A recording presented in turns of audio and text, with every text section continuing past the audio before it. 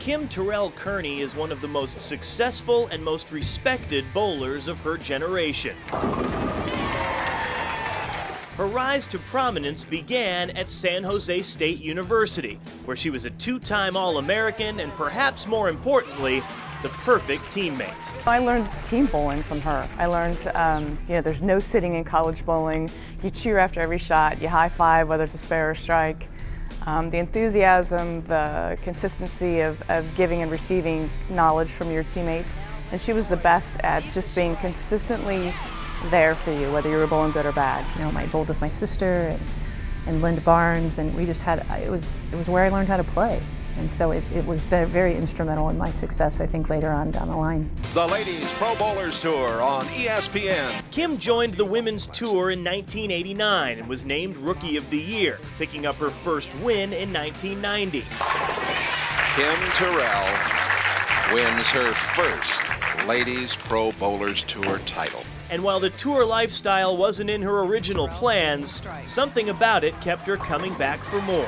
When I got out on tour, I went out and I said, I'll bowl a couple weeks and maybe a year, 2 years at most, and just kind of, those years in between going back to graduate school. And I got there and just bowling against the best in the world every single day, and getting that opportunity week after week to show up and be your best. I mean, there wasn't anything else out there for me but that. Kim had been on tour a dozen years and won 7 titles when in 2001 she broke through at the US Women's Open. Her first major and a huge relief. Kim Terrell grabs the largest paycheck in women's bowling history. I had a solid career. I thought, kind of going into it, I was, consistent, making cuts.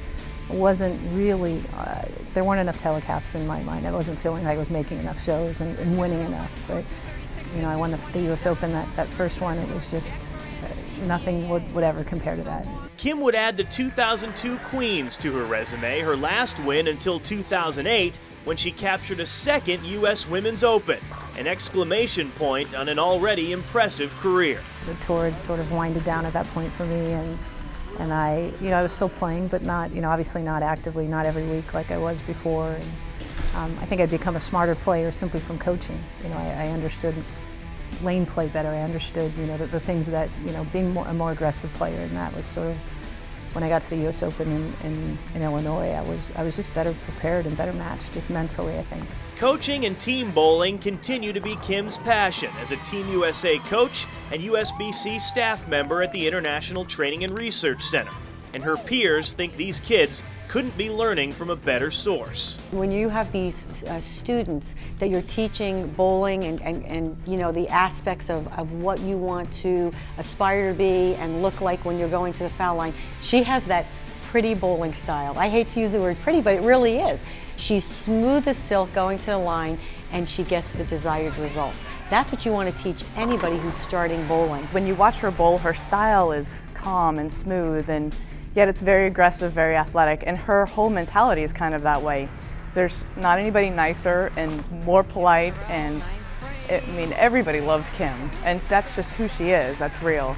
And yet there's a side of her that's very competitive, loves to win, and she balances it really well and represents bowling and friendship in a way that no other person does. Now Kim's name will be forever listed among the best bowlers of all time. And as the honors have piled up, this is the one that will mean the most. Being here with people that I've looked up to and tried to emulate all my life in the sport, and standing next to them, wow, I don't know, sometimes it doesn't even feel real, or that I'm worthy of that, but I'm definitely very proud, and I know my family couldn't be more excited.